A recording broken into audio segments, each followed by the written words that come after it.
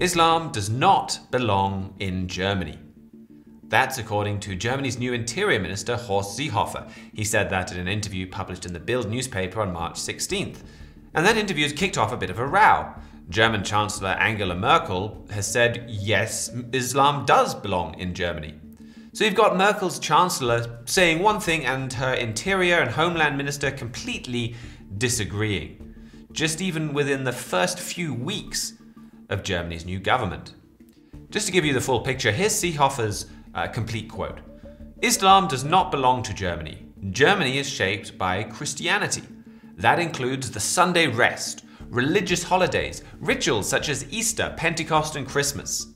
Of course, the Muslims living with us belong to Germany, but of course that does not mean that we give our country-specific traditions and customs up out of false considerations. So this message, though, that's coming from Horst Seehofer is very popular. A survey conducted by the polling firm Civi for Die Welt found that about 3/4 of Germans agree with Horst Seehofer and not with Angela Merkel. Now, Germany does indeed have a strong Christian heritage. 60% roughly of Germans are Christians.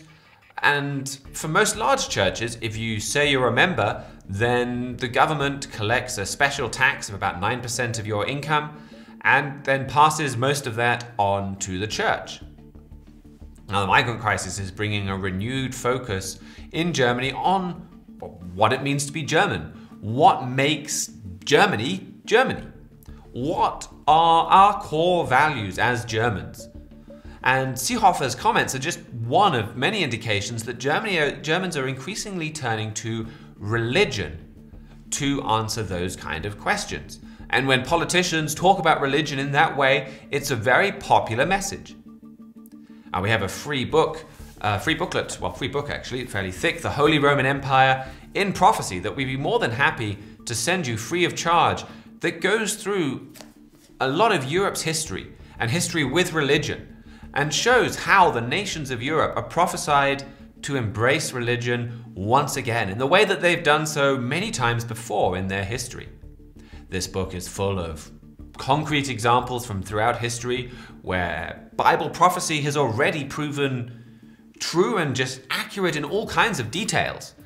And going through that prophecy, going through that history will really help you understand modern Europe and understand what's coming to Europe in the weeks, months, and years ahead.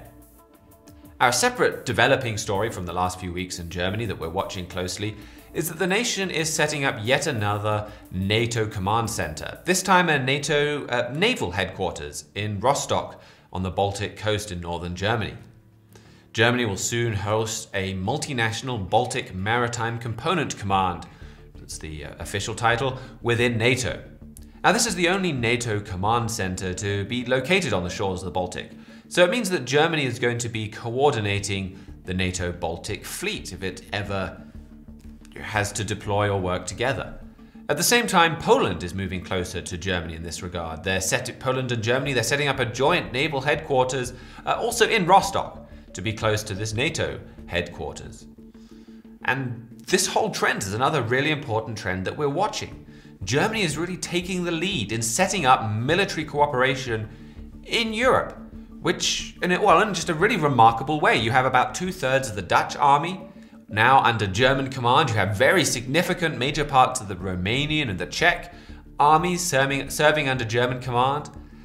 NATO is working on setting up a rapid deployment headquarters in Germany. And then you've got this maritime headquarters and this Polish-German cooperation. Why is Germany taking the lead in all this? That's a really important question. It's one Josue Michels and I answer in a Trumpet print article from the March edition of the Trumpet magazine. The article's called Europe's Underground Army. And it goes through many of the remarkable developments that we've seen in Germany, building up to a European army.